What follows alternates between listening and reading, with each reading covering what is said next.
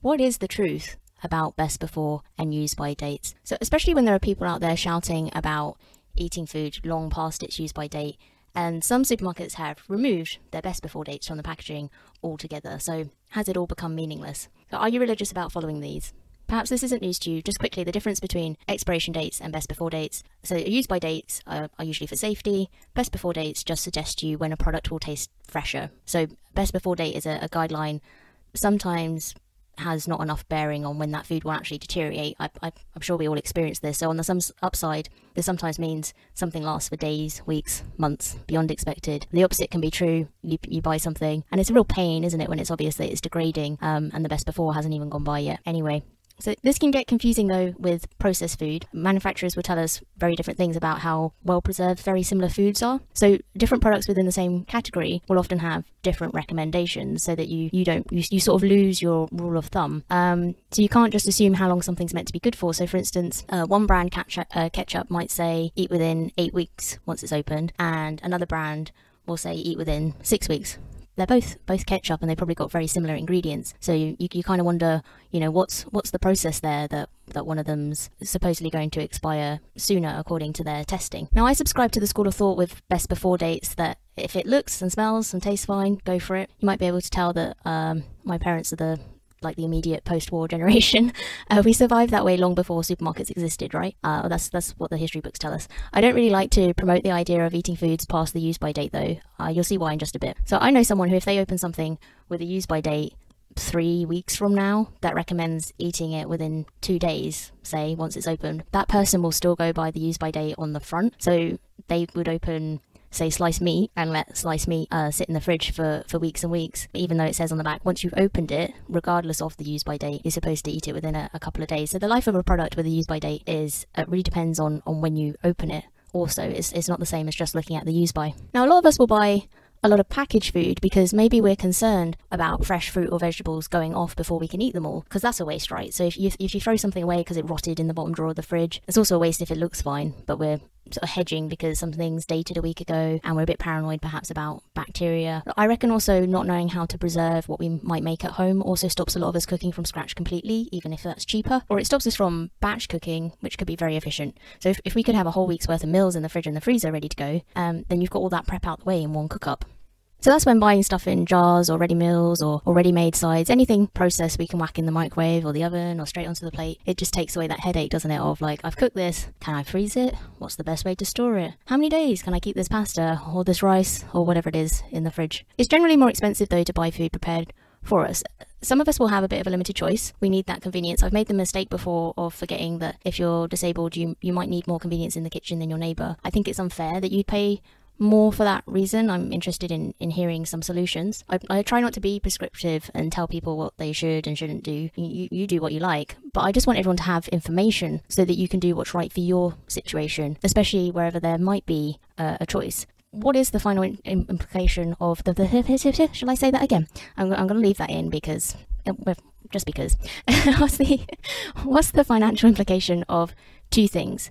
What's the financial implication if you have more choice about whether to buy packaged and prepared food or not? So one, what's the financial implication of buying packaged food more often than raw, with the idea that you're less likely to waste it because you feel confident, I can keep that bottle in the fridge for several weeks, compared to something fresh you feel you have to eat it that day or it's all over? And two, what's the health and the financial implication, therefore, if we hang onto all of these open jars and things past their use by date with the idea that it's less wasteful and we can't afford to throw anything away? Now, the show Supershoppers tested own brand olives and own brand green pesto from different supermarkets. I don't think that makes a difference to what they found out per se. I think they were just trying to be fair by testing a couple of different brands. So both jars said eat within 2 weeks once opened. Now the lab tested the food after 2, 3 and 4 weeks for microbes, so they're looking for things like salmonella and listeria. Now the olives seem to be unaffected. Does that mean that you can always eat your olives 5 years from now if they've been in the fridge open all that time? Not necessarily. There was an important distinction with the pesto though. So before the expiry date there wasn't any evidence of microbes. At the 3-week test the product had also gone past its best before on the jar. So it's been open for longer than recommended, and it's out of date according to the jar. They found high levels of listeria, which is dangerous, and those microbes weren't there just the week before that. So that does suggest the longer you leave something open, especially if it's gone past its date, the more likely there are to be microbes. So that's what you'd expect, isn't it?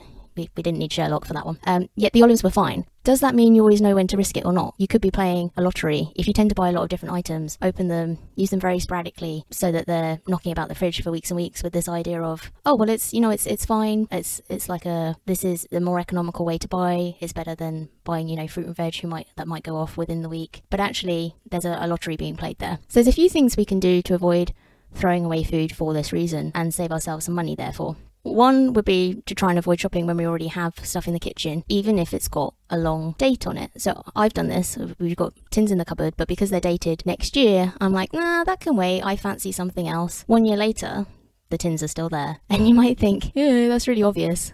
Or maybe you think, oh, I wouldn't do that anyway. There is another way to visualize this, though. Whenever we kind of skip over something we already have because it's got a long date on it, if it means that we end up actually having to chuck it because time goes by, what actually happens is we open it at the last minute, it goes off, we end up wasting some of it. We wouldn't normally take a £5 note, put that in the kitchen cupboard and leave it there for the next 6 months or a year. If you imagine, if you have got food in the cupboard, the fridge, the freezer that you keep overlooking, just imagine that it's physical money. So imagine that you went to the ATM, took out the cash, came home, opened the kitchen cupboard, and you just pop the cash there on the shelf. So it's not earning interest, just not really being used at all at the moment, and it's possibly going to end up in the bin. So we already invested in something. If it's got a long life, once it's opened of say 8 weeks, that's fine, but we can still prioritize recipes and improvising around ingredients sooner rather than later, and also try different things that revolve around single ingredients. And that's sort of how you reduce the risk of something still being sat open 3 months from now, half full or half empty, depending on your outlook on life. So just imagine physical money in the fridge or the cupboard if you're ever looking at what's already there and thinking, oh, that can wait, or I can't really be fussed. And that might spur you to suddenly get creative. If you're worried that something's gone past the date and it's been open longer than recommended, or just one of those things, if we throw 50% away, we don't get a 50% refund at the same time. Now, the other thing is when we buy new food that's processed, just a few minutes spent on a shopping list ahead of time makes all the difference. But I mean, this gets, you probably hear that said time and time again. Oh, take a shopping list. Make sure you take a shopping list. Don't shop without a list. I know I definitely forget my list sometimes. I have the opposite problem. I think what tends to happen, so according to the research, when you shop without a list, usually you would buy too much. I have the opposite problem, which is if I forget my list, I end up coming home with like a bag of apples maybe and nothing else, because I just go completely blank, and I end up I'm kind of an all or nothing, and I would tend towards the nothing if I get lost. It's just too many decisions to make. One way around our nation's problem with shopping lists not doing what they're supposed to do is you could try taking a photo instead and see if that helps. So keeping a photo on your phone, most of us will pretty much always have our phone on us if we pop to the shops. If you've got a photo of what you've already got, that might help stop you overbuying instead, even if you do forget a list or you forgot to make a list. Once we commit to stocking up again, a few minutes meal planning also saves a lot in the long term. And this is another thing where for many of us it'll be like, oh yes, no, I know I should meal plan. I don't always meal plan. I definitely don't always meal plan, or not in a conscious way anyway. So like I don't necessarily always write it out. I might kind of have an idea in the back of my mind where I've kind of thought it through without acknowledging that I've made a decision there, right? So I think another one of the things that can help with meal planning, and something that stops meal planning from being as effective as it could be, and maybe that's one of the things that kind of gives us that just that resistance of like, oh, it's a thing I know I should do, but I haven't done it this week. I think it's because it's easy to meal plan with this view of, okay, let's get some ideas to make, look up some recipes. Okay, I want to make X, Y, and Z because that looks good. Now, what do I need to buy? But actually, I think we should work in reverse and just start with one recipe and think, if I buy these things, how does that dictate the rest of the week? And if I don't want it to dictate the rest of the week, I need to go for something else instead. Because then we know, oh, okay, if I open this, it says aim to eat it within 3 days. Perhaps it will last you a bit longer. You know now, if you didn't before, that if it's been open longer than recommended and it's past the date on the outside, there's more chance of bacteria. So you might want to eat that as soon as possible to avoid wasting your money. But if you're looking at something on the meal plan and you're like, well, I don't want that to be the center of my life for the next week, then you know to kind of go for something else. Otherwise, you can see in advance what's going to go to waste. So you might plan not to open other things as well that expire quickly once the air hits them, or just not buy those things in the first place for the time being, because you can see from the meal plan it's going to be too much food, and you're not going to be around on X evening, so you don't have time to like roast everything and freeze it if that's the solution to preserving a lot of leftover ingredients. If you do love a yellow sticker bargain, freezing as much as possible anything that can be frozen on the day of purchase.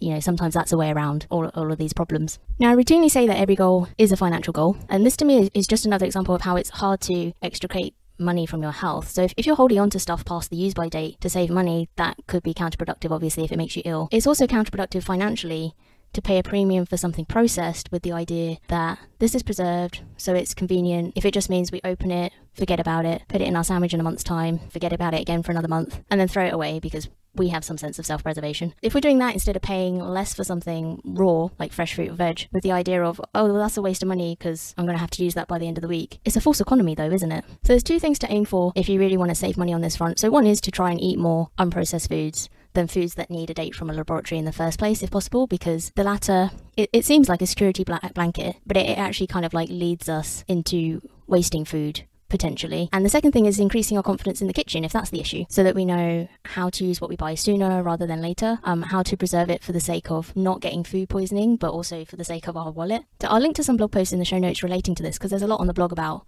what can and can't be frozen well, and also just like how I managed to cook despite being very uncoordinated and easily distracted and very accident prone. So if I can do that without injury, there's hope for many of us.